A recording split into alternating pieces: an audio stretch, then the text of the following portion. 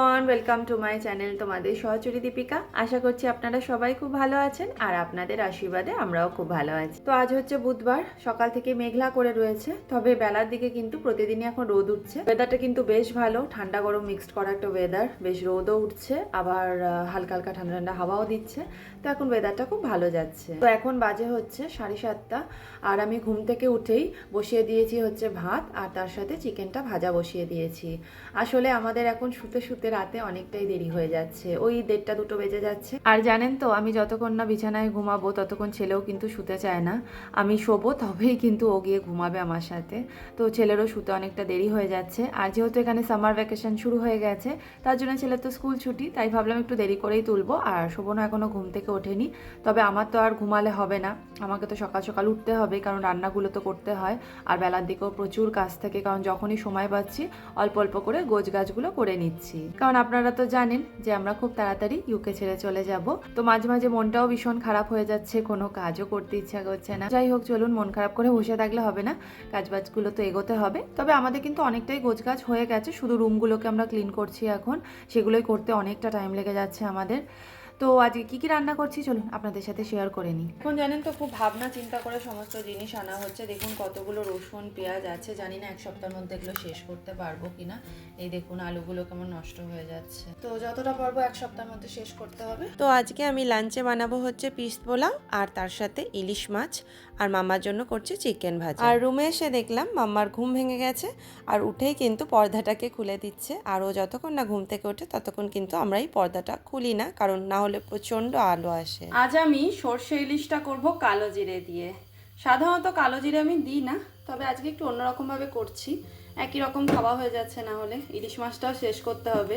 3 piece আর ইলিশ বেঁচে রয়েছে, আর কয়েকটা মাথা ছিল, সেগুলোকে সব ফেলে দিয়েছি। তো কালো জিরে ফোড়ন দেওয়ার পরে আমি এর মধ্যে দিয়ে দেবো হচ্ছে, এটা হচ্ছে কাশ্মীরি লঙ্কার গুঁড়ো, আর তার সাথে দিয়ে দেবো হচ্ছে সামান্য হলুদ গুঁড়ো। আমি কিন্তু ম্যারিনেশন করার সময়, মানে ইলিশটাকে যখন ম্যারিনেট করেছিলাম তার মধ্যেও কিন্তু হলুদ গুঁড়ো আর কাশ্মীরি লঙ্কার গুঁড়ো দিয়েছিলাম। তো সেই বুঝে আপনারা দেবেন, আর আপনারা চাইলে শুকনো লঙ্কা ইউজ করতে পারেন, তবে আমি কিন্তু করিনি। তো এই যে ইলিশ, জানেন তো শোভন আসার সময় হয়ে গেছে, আর আজকে আমার এতটা দেরি হয়ে গেল না রান্না বসাতে। সকাল দিয়ে কিছু রান্না করে নিয়েছি, আর দুটো মেন যে রান্না, মানে পোলাও করবো আর ইলিশ করবো, সেই দুটোই কিন্তু এখনও রয়ে গেছে আমার। তো দেখুন, এটা আমি ম্যারিনেট করে রেখেছিলাম, আর আপনাদের তো আগেও রেসিপি শেয়ার করেছি।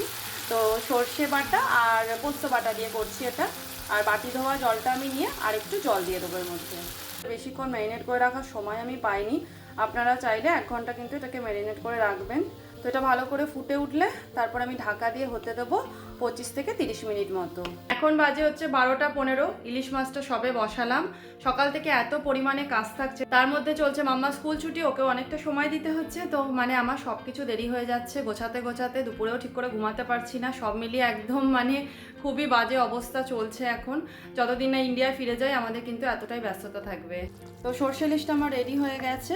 একটু ঝোল ঝোল রাখবো, কারণ পোলাওয়ের সাথে তো আজকে শুধু ইলিশই খাবো আমরা। তো পোলাওয়ের সাথে তো একটু গ্রেভি লাগবে, তো একটু গ্রেভি রাখছি, খুব একটা ড্রাই করছি না। আর কালারটা দেখেছেন কি সুন্দর এসেছে। আজকে জাস্ট দুপুরে খাওয়াটা কিন্তু আমাদের জমে যাবে। চলুন এইবারে তুলে রাখি। তো ইলিশ মাছটা আমার হয়ে গেছে, এখন আমি বানাবো হচ্ছে পিস পোলাও। পিস পোলাওটা অনেকটা কিন্তু ওই বাসন্তী পোলাওয়ের মতনই হয়, একটু বেশি করে আমি ঘি দিই। পিস পোলাও একটু ঘি আমার ভালো লাগে খেতে, তো আমি এটা পুরোটাই ঘি দিয়ে বানাবো। আপনারা কিন্তু তেলও ইউজ করতে পারেন। দেখেছেন ঘিটা কেমন জমে জমে গেছে। তো যাই হোক, একটা দিয়ে দিলাম তেজপাতা, আর ফোড়নে দিয়ে দেবো হচ্ছে গোটা গরম মশলা, এলাচ, দারচিনি আর লবঙ্গ, আর দিয়ে দিলাম হচ্ছে শুকনো লঙ্কা ফোড়নে। আমার কাঁচা লঙ্কাটা না শেষ হয়ে গেছে, তার জন্য শুকনো লঙ্কা দিয়ে করছি। আপনারা চাইলে শুধু পিস দিয়েও করতে পারেন, মানে মটরশুঁটি দিয়েও করতে পারেন, কাজু কিশমিশটা নাও দিতে পারেন। তবে আমার পোলাও একটু কাজু কিশমিশ ভালো লাগে, তো অল্প করে দিলাম আমি। তো কাজু কিশমিশটা দেখুন একটু ভাজা ভাজা হয়ে এসেছে, এবার আমি এই যে পিসগুলো অ্যাড করে দেবো। আর এই মটরশুঁটিগুলো তো ফ্রোজেন, একদম নরম হয়। ফ্রোজেন মটরশুঁটি কিন্তু আর সেদ্ধ করার দরকার হয় না, এমনিতেই প্রচণ্ড নরম হয়। তো আমি একটু ভেজে নিয়ে দিয়ে দিচ্ছি হচ্ছে ধুয়ে রাখা কালা জিরা রাইস। এই দেখুন, এটা কিন্তু অনেকটা হয় জানেন তো, মানে একবেলা 3টে মানুষের জন্য এনাফ। এই চালটাকে কিন্তু একদম লো ফ্লেমে রেখে সমস্ত উপকরণের সাথে মিশিয়ে নিতে হবে। এই জলটা যতক্ষণ না অবধি শুকিয়ে যায় ততক্ষণ অবধি কিন্তু একদম লো ফ্লেমে রেখে সমস্ত উপকরণের সাথে চালটাকে ভালো করে ভেজে নিতে হবে। চালের জলটা কিন্তু একদম শুকিয়ে গেছে।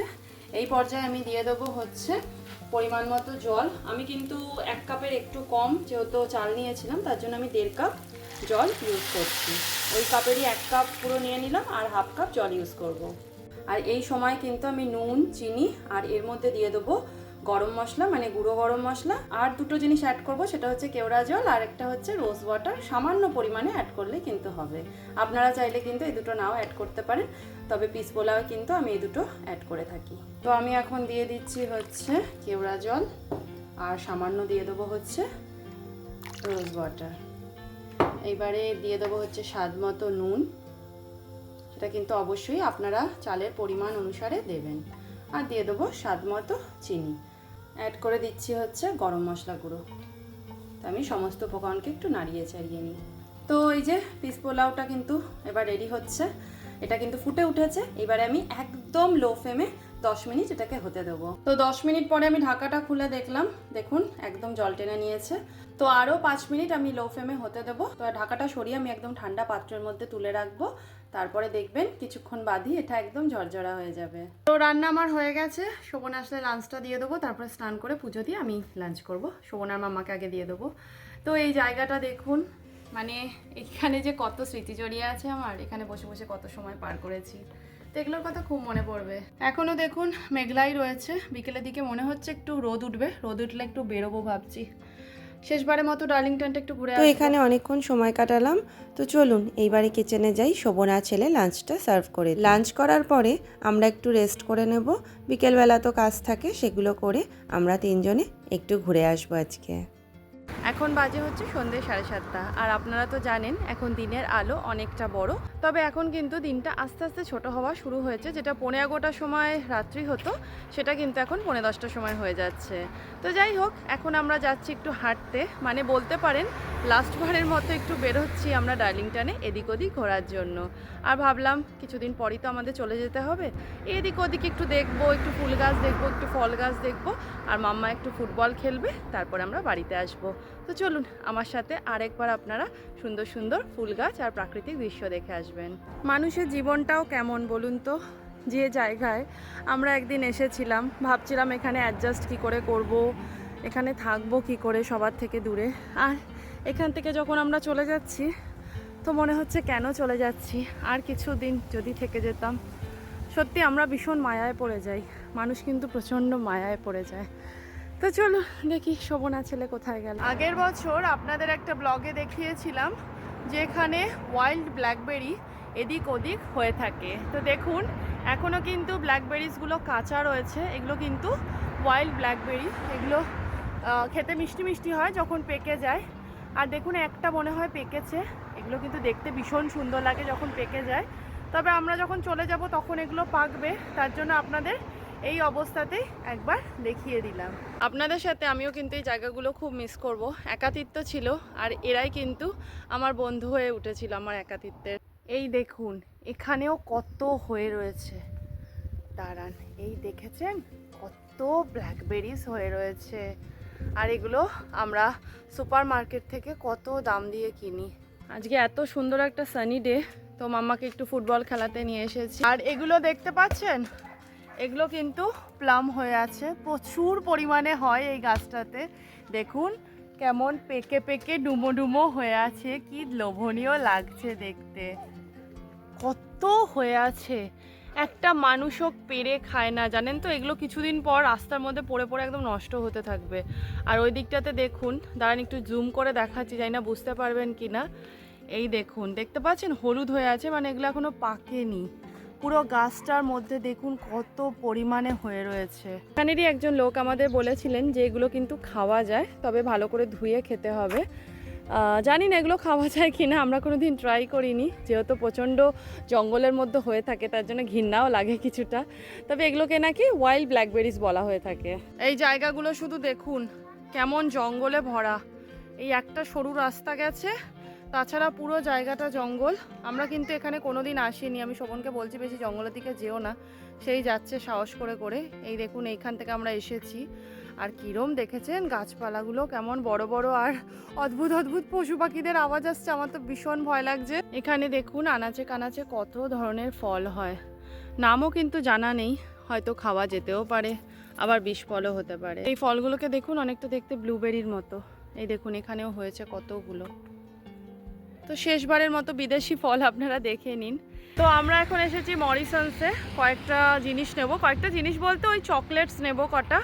তো এখানে দেখতে পেলাম ভীষণ সুন্দর গোলাপ ফুল হয়েছে, যদিও এগুলো বুনো গোলাপ, কিন্তু এত সুন্দর একটা গন্ধ আসছে না, দাঁড়িয়ে পড়লাম। তো চলুন দেখিয়ে দিই আপনাদেরকেও। এই গাছগুলো কিন্তু সবকটাই হচ্ছে গোলাপ গাছ। দেখুন ভর্তি হয়ে আছে ফুলে। বনে বাধারে যেখানে পারে এখানে গোলাপ ফুল ভরে ভরে হয়ে থাকে, কেউ একটাও পারে না। তো চলুন যাই মরিসনসের দিকে। তো চলুন শেষবারের মতো মরিসনসটাও একবার ঘুরে নেবেন। ঠিক আছে, তেমন নেওয়ার নেই, জাস্ট কয়েকটা চকলেট নিয়ে আমরা ব্যাক করব। শোভন এখন দেখছে চকলেটস। চলুন আমি একটু গিয়ে ফুল গাছ দেখে আসি। এগুলো তো আর দেখা হবে না, তো আরেকবার দেখে আসি, ওদের টাটা বলে দিই, কারণ এরপর আর মরিসনস আমরা আসবো না। তো দেখুন কত সুন্দর ফুল গাছ বিক্রি হচ্ছে সামারের, কত সুন্দর ফুল গাছগুলো। কি দেখছো এটা? এই পেঁপে, এটা নাকি 2 পাউন্ড দাম।